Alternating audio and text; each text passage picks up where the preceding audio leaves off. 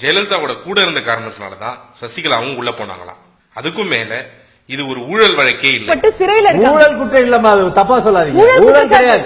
Disproportionate properties வந்து முன்னாள் முதல்வருடைய டிஸ்ப்ரொபோர்ஷனேட் ப்ராப்பர்ட்டி, அவ்வளவுதான். அது ஊழலே கிடையாது. எந்த சட்டத்தின் கீழ் சட்டக்காரர் இல்ல, அதனால அந்த சட்டத்தில் வைக்கிறார். இவர்களோடு கூட இருந்த காரணத்தினால் சின்னம்மாவும் பாதிக்கப்பட்டு சின்னம்மாவும் இன்று சிறைச்சாலையில் இருக்கிறார்கள்.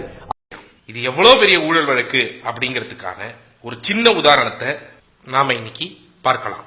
குன்ஹா தன்னுடைய தீர்ப்புல 1991 ஜூலை மாசத்திலிருந்து ஜெயலலிதாவும் சசிகலாவும் அவங்க வாங்கின லஞ்ச பணத்தை, ஊழல் செஞ்சு சம்பாதிச்ச பணத்தை கிட்டத்தட்ட 3 இல்ல 4 நாளைக்கு ஒரு முறை போய் பல அக்கவுண்ட்ல கேஷா டெபாசிட் பண்ணிருக்காங்க.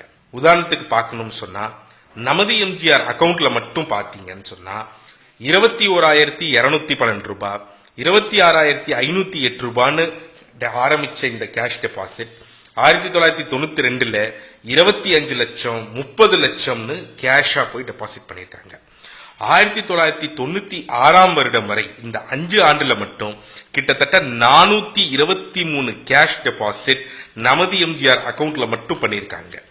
இதோடைய மொத்த மதிப்பு 15 கோடி ரூபாயை தாண்டுது. ஆனா இந்த 15 கோடி ரூபாய்க்கும் எந்த விதமான கணக்கும் இவங்களால சரியா காட்ட முடியல. அது மட்டும் இல்லாம சசிகலா தன்னுடைய வினோத் வீடியோ விஷன் கேசட் கடையில 3 லட்சம் 4 லட்சம் 6 லட்சம் 8 லட்சம்னு இந்த ஊழல் செஞ்சு சம்பாதிச்ச பணத்தை கேஷா டெபாசிட் பண்ணிருக்காங்க. போயஸ் தோட்டத்துல வேலை பார்த்த ஜெயராமன்ங்கிறவர் கோர்ட்ல நின்று சசிகலா வேலை செய்யறவங்க கிட்ட மூட்டை மூட்டையா பணத்தை கொடுத்து அனுப்புவாங்கன்னு, அவங்க எந்த அக்கவுண்ட்ல சொல்றாங்களோ அந்த அக்கவுண்ட்ல டெபாசிட் பண்ணுவோம்னு சொல்லியிருக்காரு. அது மட்டும் இல்லாம சசிகலா இந்த பணத்தை தன்னுடைய சொந்த தனிப்பட்ட அக்கவுண்ட்டுக்கு 18 லட்சம் 11 லட்சம்னு கோடி கணக்குல மாத்திட்டு இருக்காங்க. நமது எம்ஜிஆர், ஜெயா பப்ளிகேஷன்ஸ் இந்த 2 நிறுவனத்துல இது போல டெபாசிட் பண்ணப்பட்ட பணத்தை 32 பினாமி நிறுவனங்களுக்கு மாத்தி அதுல இருந்து கிட்டத்தட்ட ஆயிரக்கணக்கான ஏக்கர் நிலங்களா வாங்கியிருக்காங்க. கொடநாடு, சிறுதாவூர் போல பல இடங்களை இப்படி மக்களோட பணத்தை அடிச்சு ஊழல் செஞ்சுதான் வாங்கப்பட்டது. இந்த மாதிரி 173 இம்மூவபிள் அசெட்ஸ், அதாவது அசையா சொத்துக்கள் இந்த 5 ஆண்டுகள்ல மட்டும் வாங்கப்பட்டது.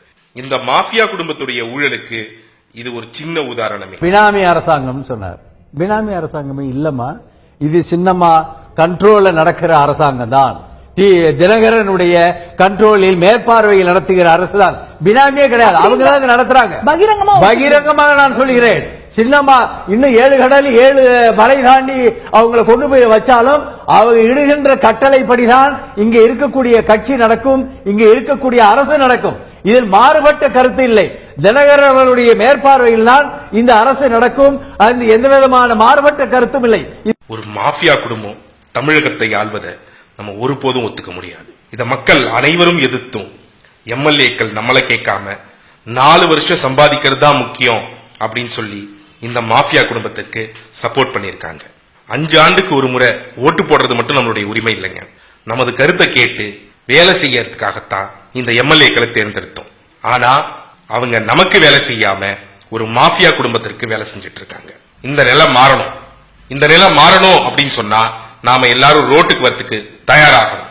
இந்த மாதிரி மாற்றம் வேணும்னு நினைக்கக்கூடிய பலர், மாணவர்கள், சமூக அமைப்புகள், இண்டிவிஜுவல்ஸ் எல்லாரும் நம்ம எதிர்ப்பை தெரிவிக்கிறதுக்காகவும் நம் ஜனநாயகத்தை மீட்டு எடுக்கிறதுக்காகவும் 19 மார்ச் ஞாயிற்றுக்கிழமை அன்னைக்கு வள்ளுவர் கோட்டத்துல ஒன்றிணைறோம். நீங்களும் வாங்க. கேளு தமிழா கேளு.